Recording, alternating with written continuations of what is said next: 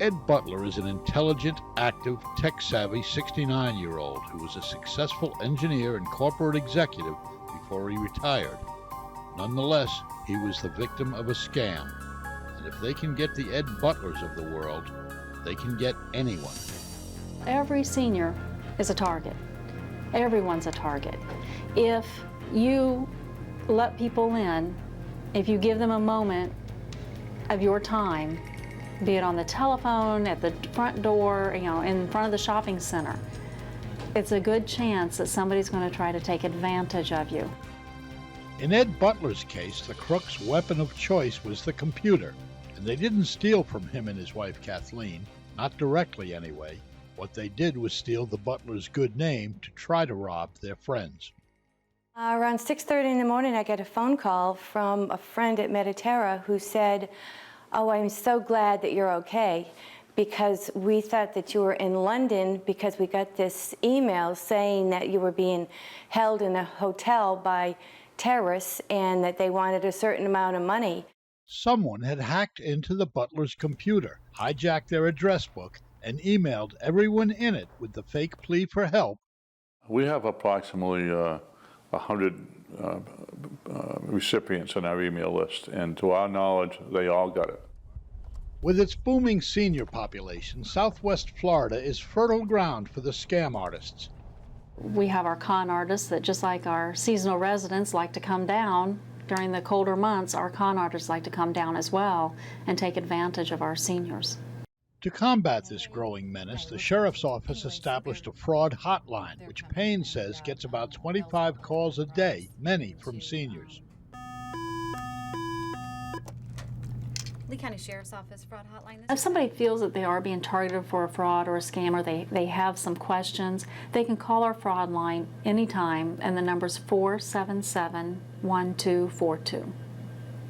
They're not related, but Melanie Payne has a lot in common with Stacy Payne. Melanie writes a watchdog column called Tell Mel for the Fort Myers News Press, helping readers who have been duped by con men or bilked by unscrupulous business operators. This is Melanie Payne from the News Press. Remember me? I write Tell Mel. I'd say I get mostly seniors. It's kind of rare that I get someone in their 20s or 30s. When a con man steals from a senior, he often takes more than just cash. He steals their dignity, their confidence, their self-respect, and leaves in their place fear, uncertainty, and guilt. They kind of go into a hibernation mode, and socialization stops. They're not sure if they can make the right decisions when they're picking their friends, or they're picking, making the financial decisions. So they really become reclusive and stick to themselves.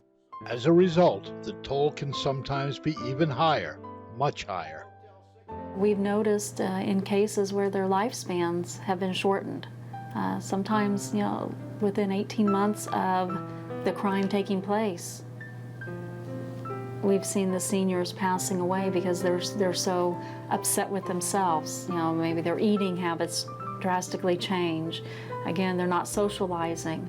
I think that in some cases it really shortens their lifespan.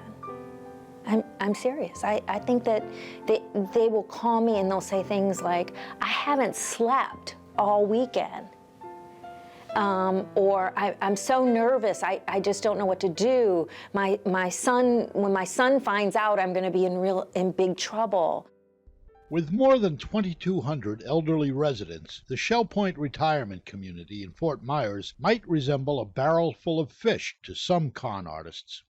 We definitely have folks come in here and attempt to scam our residents. It has been attempted. So far, without much success, but it has been attempted.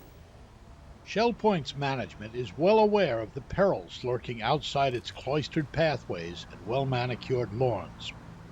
We'll do shows on Shell Point TV. We educate through our magazine and other periodicals, that type of thing. Just a lot of communication.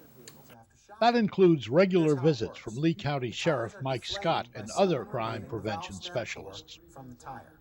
What kind of schemes are being perpetrated against Southwest Florida seniors these days?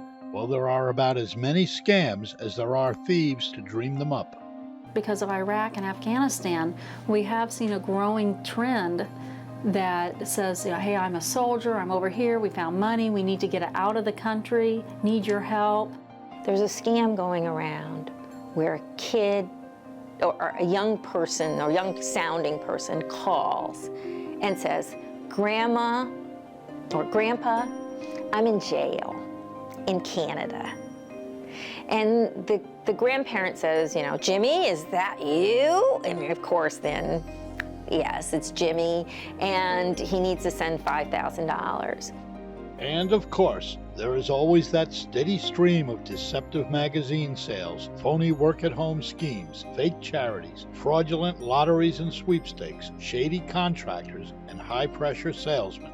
I had a 90-some-year-old woman, 92 I think she was, tell me that the salesman sat in her living room for 3 hours until she agreed to buy a $5,000 mattress, I think it was.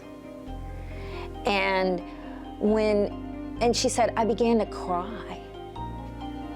And he said, this can all end if you just write me a check.